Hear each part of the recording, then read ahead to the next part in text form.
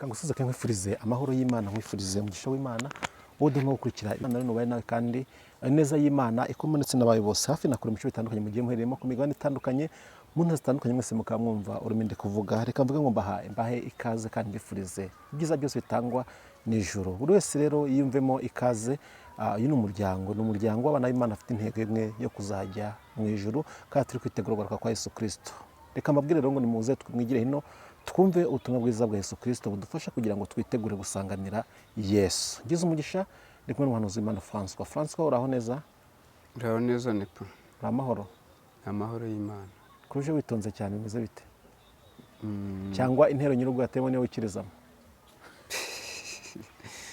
Abanyarwanda baravuga uko zitambwe uko zivugijwe niko zitambwa. Reka. Wari umeze neza ariko? Tumeze neza. Twishimiye kubana nawe François. Natwe twishimiye kubana nawe n'aba bose badukurikiye. Reka tugusabe kandi usuhuze abaduteze amatwi muri kano kanya. Reka mbasuhuze mwebwe mwese mudukurikiye, ndabahobeye, abandi ndabagumbiriye niko njya numva twivugira. Turabagumbiriye abantu bacu kandi turabakunda. Ineza y'Imana n'urukundo rw'Imana bikomeze kubana namwe. Yego. Waba uri mu Rwanda, waba uri hirya no hino ku mugabane wa Afurika, waba uri muri Amerika cyangwa se mu Burayi cyangwa muri Aziya, mwebwe mwese turabashuhuje. Imigisha y'Imana ibabeho kandi imigisha y'Imana ikomeze ibomeho ibihe byose. Yes, ibyo byose wifurije abantu reka ngo nawe kubeho inshuro zirindwi mu izina rya Yesu Kristo. Amen. François, ntago turatinda cyane yuko ariko n'abakunzi bacu bajya badusaba yuko tumwe kujya duha umwanya uhagije umukozi w'Imana agatanga ubutumwa. Turi hano kugira ngo dushyire mu bikorwa byo dusaba cyane ko ibyo tuba tubasaba kugira ngo baduhe ibitekerezo byabo icyo tubigendereho. François, urasenga Imana hano kumva gutegetse ni kariho. Imana iguha umugisha. Reka dusenge, ariko tutarasenga ndagira ngo mbanze mbwire abadukurikiye ngo mwigire hafi tuganire n'Imana. Buryo dusenga tuba turi kuganira n'Imana. Kadusenge mu izina rya Yesu. Uri mwiza ubera hose icyarimwe, uri Imana y'imbaraga kandi uri Imana ifite ubutware n'ubushobozi. Mana waremye ijuru n'isi, urema ibingibi tureba, urema muntu, urangije umuha ubutware bwo kuyobora ibi byose no gutwara iyi si. Turabigushimiye kuba biduhaye kandi tunagushimiye ko ukiturindiye hano hantu. Hari benshi batambutse ariko twebwe turacyahari. Izina ryawe nirihabwe icyubahiro. Kuba watwemera tugatambuka tukaza tukagera hano rero nabyo turabigushimiye. Kuba wagize n'icyo uduha tuza gutangariza aba bantu nabyo turabigushimiye. Ngaho rero umuntu wese ugiye kumva ubutumwa akugireho umugisha kandi abarwayi bari muri twebwe nubakize, arabari hano mu iki gihugu, ari mu bihugu duturanye, arabari ku mugabane cyangwa se ku yindi migabane, abo bose nubakize kandi buri wese umukize indwara arwaye. Cyane wite kubiringiye impuhwe zawe, ko twamenye neza ko hari n'abataziringiye, ariko turabizi neza ko ntabwo ibyo ngibyo byurebaho abantu bose n'abawe, ariko natwe turakubwiye ngo cyane wite kubiringiye impuhwe zawe. Ngaho urakoze rero, nubane natwe kandi tugire neza, tubisabye twizeye ko bikoze mu izina rya Yesu. Amen. Karibu. Yego, murakoze. Twamaze kubasuhuza, ndumva tugiye gutangira twinjira mu butumwa bwacu neza. Hanyuma mbere yuko twinjira mu butumwa bwacu neza, ndashaka kubanza kugira ibyo mvugana namwe. Mbere yuko ngira icyo mvugana namwe, ndabanza mbereke igikoresho mfite hano. Mfite igikoresho, iki gikoresho murakireba, bacyita ingoma. Murumva ko kiri kuvuga rwose, ariko ingoma igira ibindi bigendana nabyo. Iyi ni imirishyo, dore n'uyu n'undi, iyi nayo ni imirishyo. Hari icyo bivuze, hari n'icyo bishatse gusobanura. Uraza kumbaza ngo kwitareshya, nuko nguko nyine bimeze, nuko bimeze. Uraza kubyihangana ahubwo uze gukurikira impamvu yabyo.